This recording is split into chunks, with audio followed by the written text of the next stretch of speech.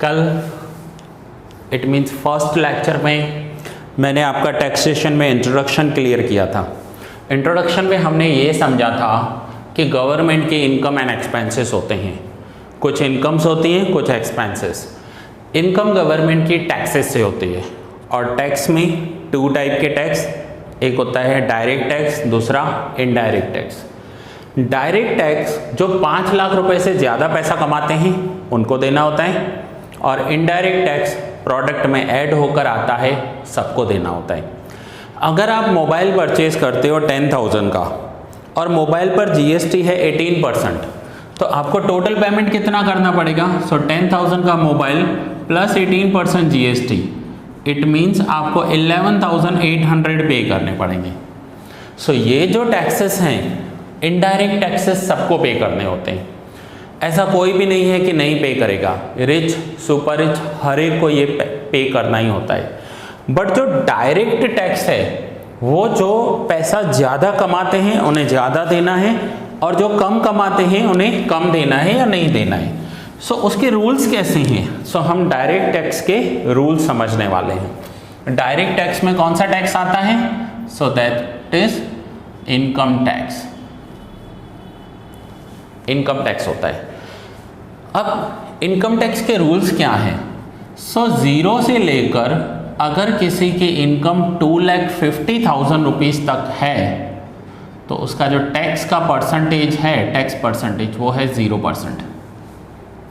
यानी 2.5 लाख रुपए तक पैसा कमाओ तो 0% टैक्स देना है। अगर किसी की इनकम 2,50,000 से लेकर 5 लाख रुपीज़ के बीच में है तो उसे टैक्स देना है 5%, यानी अपनी इनकम का 5% टैक्स देना होगा। और वो कैसे कैलकुलेट होता है वो भी समझेंगे हम।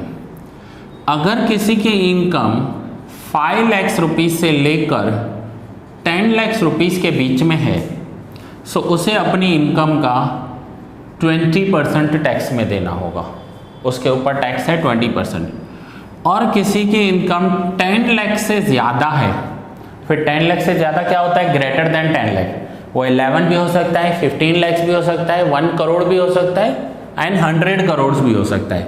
10 लाख से अगर ज़्यादा इनकम है टैक्स लगेगा 30%।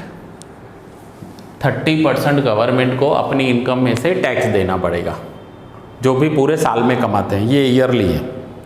ठीक है, तो ये रूल्स आपको याद रखने पड़ेंगे कि कितनी इनकम है। अब एग्जाम में क्वेश्चन कैसे आएगा कि सपोज करो मिस्टर ए है, मिस्टर ए की टोटल इनकम 6 लाख रुपीज़ है, उसको टैक्स कितना पे करना पड़ेगा? ठीक है, तो 6 लाख है तो 20% रूल्स हैं। अब ये जो रूल्स हैं ना, इसमें भी 3 टाइप के रूल्स हैं। अभी मैं ये रूल नंबर 1 सिखा रहा हूँ। रूल नंबर 1 किसके लिए एप्लीकेबल है? तो जिसका एज अप टू 60 ईयर्स है, यानी पैसा कमाना हम स्टार्ट करते हैं 18 ईयर्स की एज से, या पहले भी हो सकता है। कुछ ऐसे कंडीशंस हैं जहाँ छोटे बच्चे भी पैसा कमाते हैं, मूवीज़ में या सीरियल्स में काम करके वो पैसा कमाते हैं। ठीक है, अगर 60 ईयर्स तक की एज है तो ये रूल्स अप्लाई हैं। इसे कहते हैं नॉर्मल पर्सन।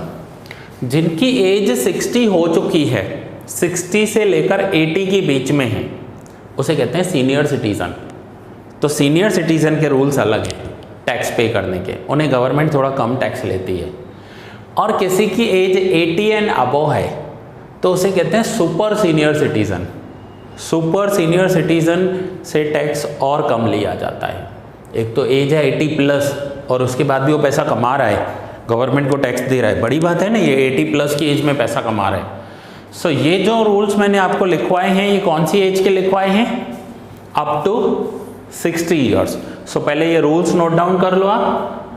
रूल्स किसके हैं? डायरेक्ट टैक्स के, जो आपके कोर्स में है।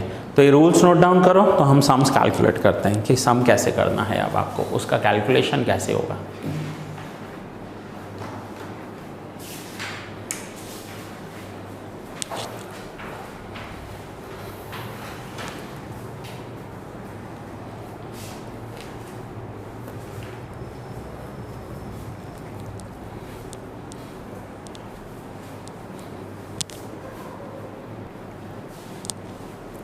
एग्जाम में क्वेश्चन कैसे आएगा,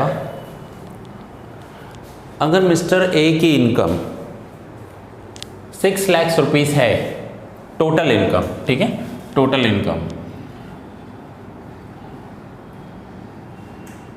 इनकम 6 लाख रुपीस है, तो उसका टैक्स कितना होगा। अब टोटल इनकम 6 लाख रुपीस है, तो आपके हिसाब से टोटल इनकम 6 लाख है, तो कौन सा परसेंटेज एप्लीकेबल हो रहा है, 20%, 6 लाख का 20%, 1,20,000, ऐसे टैक्स कैलकुलेट नहीं होता है। अब कैसे कैलकुलेट होता है, 6 लाख इनकम है ना, तो 6 लाख इनकम में से टोटल 6 लाख कमाए, तो उसमें से जो पहले 250 हैं, 2,50,000, उसका टैक्स सबके लिए 0 है। सो ध्यान से समझना इस कंसेप्ट को, पूरा ध्यान इधर।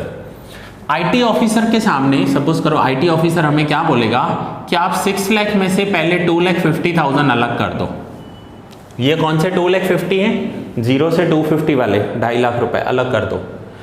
इस पर आपका जो टैक्स परसेंटेज है वो है 0, यानी आपको टैक्स कितना देना है, 0।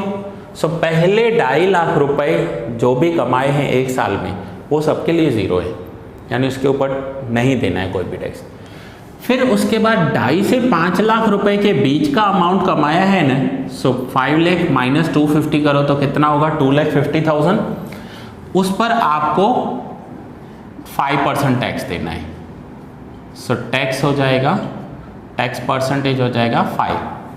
अब 5% है तो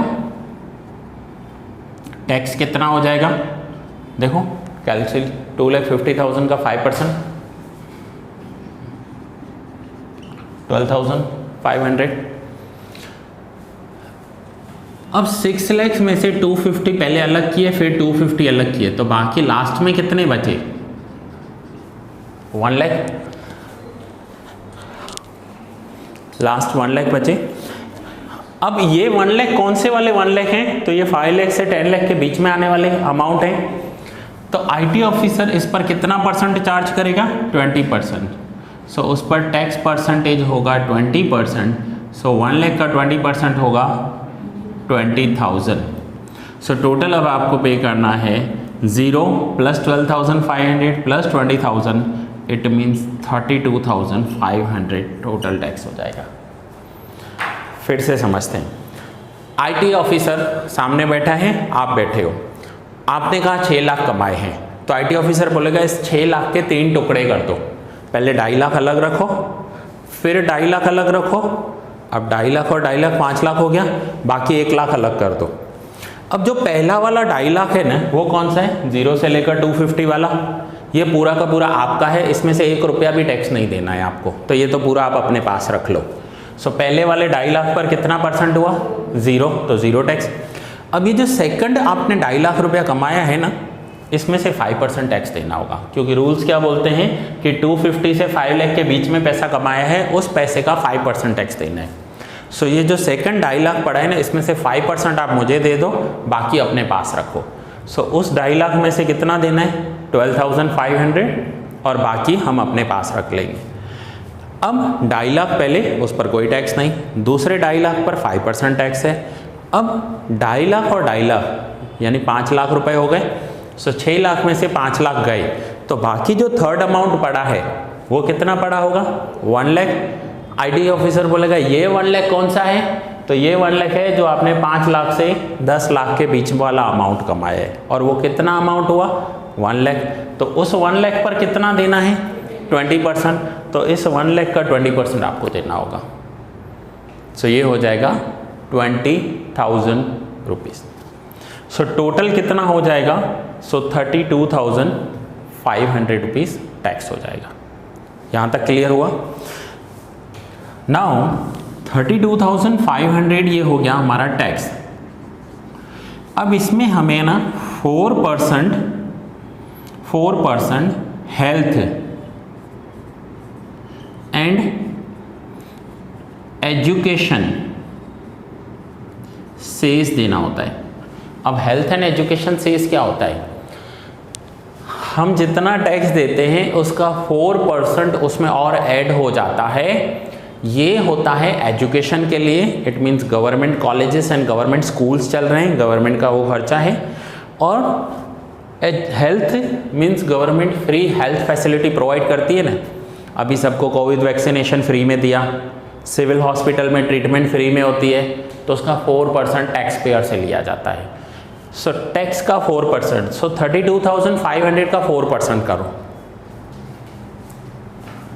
1300, सो 32,500 प्लस 1300, 33,800 रुपीज़ देना पड़ेगा। सो जिसकी इनकम 6 लाख रुपीज़ है उसमें से गवर्नमेंट को कितना देना है? 33,800 रुपीज़ पूरे साल में। और ये कौन देगा? ये जो 6 लाख कमा रहा है वो देगा।